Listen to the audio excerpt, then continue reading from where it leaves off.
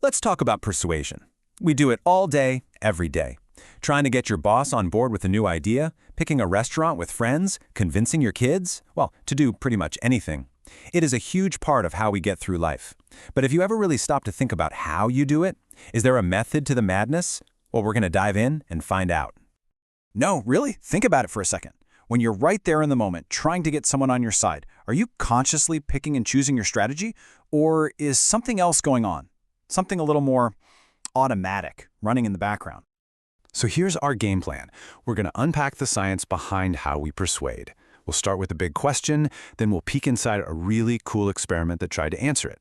We'll break down the 4 key influence tactics they tested, see what the study uncovered, and then, most importantly, figure out what all of this means for you. Okay, so here's the central debate for the researchers. One camp says that we're basically persuasion chameleons. We cleverly adapt our approach for every single unique situation we're in.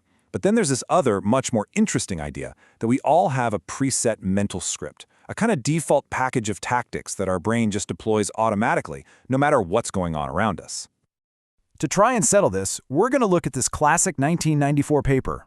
A group of researchers led by Herman Aguinis designed a really slick experiment to see if they could find hard evidence for what they called a persuade package.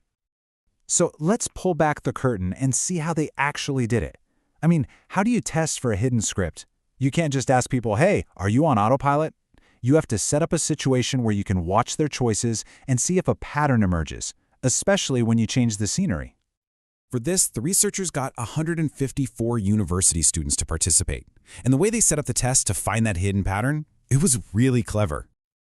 Okay, check out how they structured this. First, every single participant imagined they were a supervisor who needed an employee to do a task. Simple enough. But here's the twist. They changed the context. Would you talk to your employee the same way in a sleek PR firm as you would on the floor of a loud manufacturing plant or with a landscaping crew outdoors? That was the whole point. In each of these 3 totally different workplaces, the students had to rate how likely they were to use 4 specific persuasion tactics. So what were these 4 tactics they were testing? Well, they're basically the building blocks of persuasion, some of the most common ways we try to get our way. Let's break them down. First up, we've got rationality. This is the just the facts approach. You're appealing to their brain, using logic and cold, hard data to prove that your way is the right way. So it sounds something like this. You're not saying you feel this is a good idea, you're presenting a clear, measurable benefit. It's all about the logic. Next, we have a much more social tactic, ingratiation. This is about buttering them up a little bit. It's using flattery, praise, making the other person feel good before you hit them with the actual request. See what's happening there? You're not just asking for a favor. You're making them feel smart, valued, and important, which of course makes them way more likely to say yes. All right, moving from the carrot to the stick, we've got assertiveness. This one isn't about being subtle. It's about being direct, forceful, and just telling someone what needs to happen. Yeah, you can hear that, right? There's no room for negotiation. It's a command that relies on authority or urgency to get the job done, period. And the last tool in the box is the most straightforward of all, exchange. This is the classic you scratch my back, I'll scratch yours. It's a straight-up deal. Super simple. You do this for me, and you'll get this concrete reward in return. Both people walk away with something. All right, so those are the 4 plays in the playbook.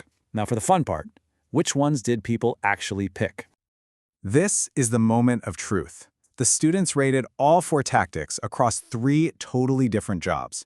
The data was all collected. So, what did it show? This was the million-dollar question, right?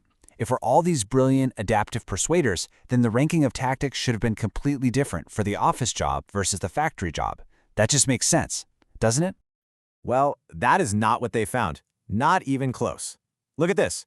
It didn't matter if it was the PR firm, the manufacturing plant, or the landscaping company. The ranking order of the tactics was the exact same. People consistently said they'd use rationality first, then ingratiation, then assertiveness, and dead last every single time was exchange. The context basically made no difference at all. So you see how the results created this perfect showdown. The adapt theory said the rankings would be all jumbled up depending on the job.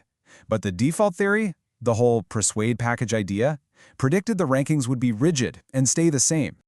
And the winner was obvious. That stubborn, consistent pecking order was incredibly strong evidence that we don't always adapt. Instead, it looks like we're subconsciously pulling a pre-packaged, one-size-fits-all plan right out of our memory. Okay, so this is more than just some fun fact from an old psych paper. The idea that your brain has a default persuasion playbook, well, that has some really big implications for your job, your relationships, for your entire life, really. Let's break this down. First off, this whole thing is automatic. Your brain uses this shortcut to save energy. It means you probably have a go-to script that starts with facts, then moves to flattery, and then to demands. But that creates a huge blind spot. What if you're in a situation that really needs an exchange approach right off the bat? Your default script might totally fail you. And here's the really critical part the researchers pointed out. When our top tactics, like rationality and ingratitude, don't work, we're much more likely to escalate to more aggressive, assertive tactics. Knowing that you might have that tendency is a huge piece of self-awareness. So, it seems like we're all walking around with this automatic script for getting what we want. But just knowing that it exists, that's the first step to taking control. It gives you the chance to pause, to recognize your brain's default setting, and to consciously choose a different play when the situation calls for it. The playbook is there, for sure, but you get to decide if you're going to follow it blindly or if you're going to be the one to write the next page. The question is, which will you choose?